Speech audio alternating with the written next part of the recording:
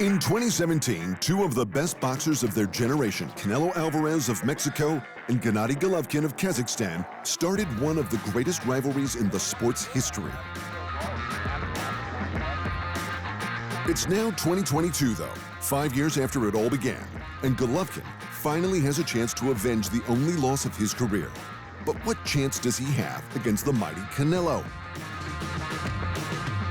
At the time of their first encounter, Golovkin was nothing short of awesome. A 37-0 juggernaut with 33 knockouts and 3 of the middleweight titles. His style was unique. He had that impeccably drilled precision of the Eastern Europeans, but with Abel Sanchez in his corner, he combined this with the constant forward pressure style of the Mexicans. Triple G also had 2 massive advantages going into that first bout. One, he hit really hard. Between 2008 and 2017, Golovkin scored 23 straight KOs for a knockout-to-win ratio of 89%, the highest in middleweight championship history. And 2, his chin was out of this world. After 350 amateur fights and 37 pro fights, he'd never been knocked down. It was incredible. But Triple G was 35, not exactly his prime, especially for a middleweight, but you wouldn't know it, and he didn't care.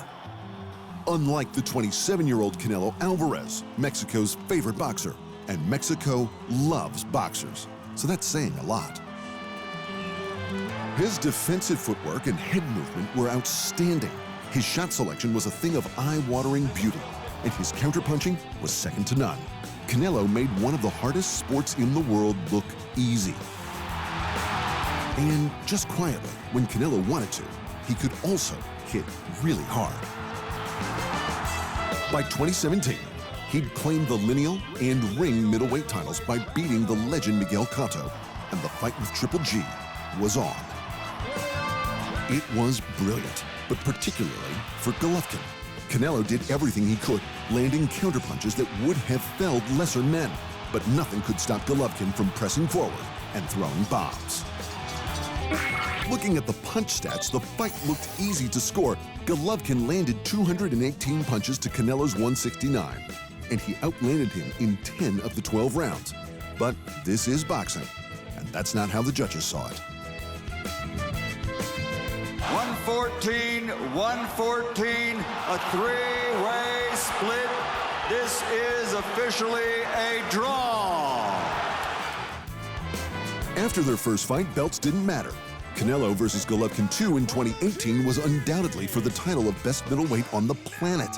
And thanks to some tactical changes from Canelo, it was an even closer fight than the first. This time, he forced Golovkin to stand and trade for 12 full rounds. Once again, though, Golovkin edged him on the stats. Triple G landed more punches in 8 of the 12 rounds, but Canelo landed more power punches in 9 of the rounds. It's a fact that clearly left a good impression on 2 of the judges.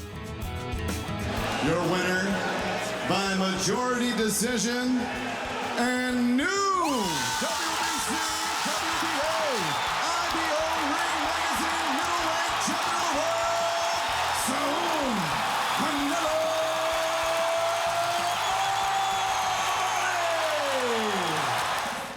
Despite the stats going in Golovkin's favor again, Canelo was awarded the majority decision. And with the world divided on who won both fights, a third bout had to happen. The thing is, it took 5 years, and a lot has changed since then. After his loss to Canelo, still the only loss of his pro career, Golovkin changed things up by ditching his longtime trainer, Abel Sanchez, and replaced him with Jonathan Banks, a man most famous for training the longtime unified heavyweight champion, Vladimir Klitschko. Since then, he went undefeated in his next 4 bouts, stopping 3 of those men in under 9 rounds. That sounds like vintage Triple G, but none of those wins were easy.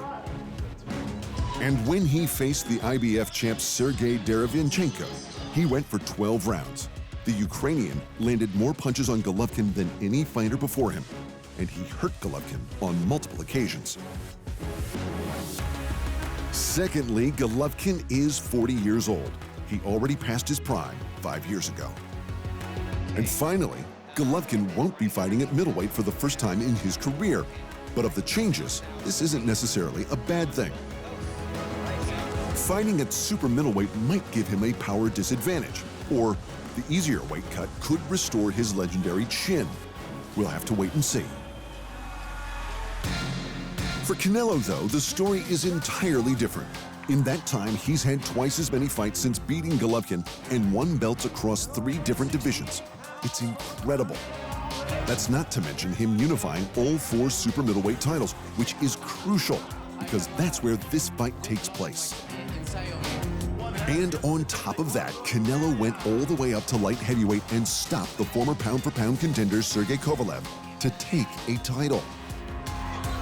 But arguably the biggest factor for this bout is Canelo's last fight. 12-round unanimous decision loss to the light heavyweight champion, Dmitry Bivol.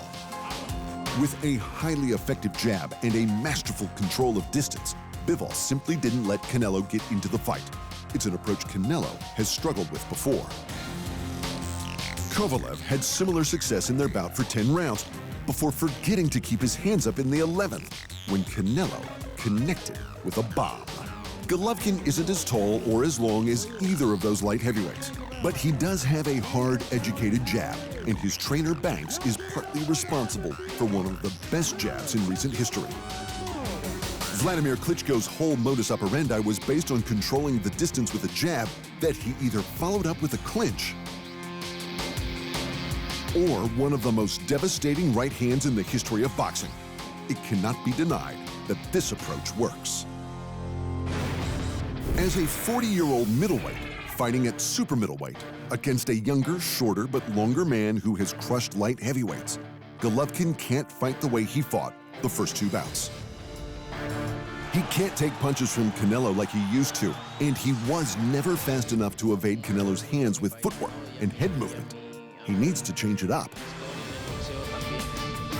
It might not be a crowd pleaser, but if Golovkin can implement Klitschko's jab and grab, or better yet, his jab-right cross combination, then Golovkin has a very real chance at getting a massive upset and the revenge he's been waiting so long to achieve. Thanks for watching, and remember, if you want more fight sports in your life, just hit the subscribe button.